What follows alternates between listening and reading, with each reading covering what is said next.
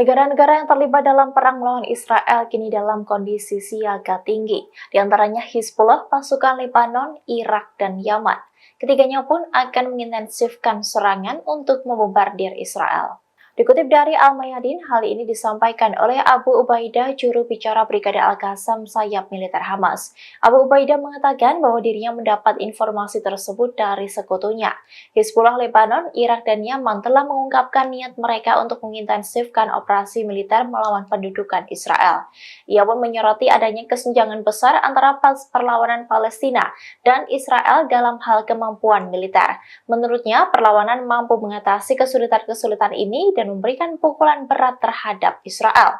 Selain itu, Ubaidah juga mengungkapkan bahwa Hizbullah, Irak, dan Yaman akan memperluas operasi mereka dalam beberapa hari mendatang. Ia juga mendesak umat muslim untuk bangkit melawan Israel yang berupaya untuk mengendalikan Gaza.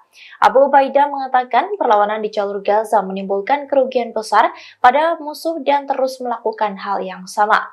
Ia menyebut kerugian yang ditimbulkan oleh Israel selama invasi mereka ke jalur Gaza melebihi kerugian yang diderita pada tanggal 7 Oktober.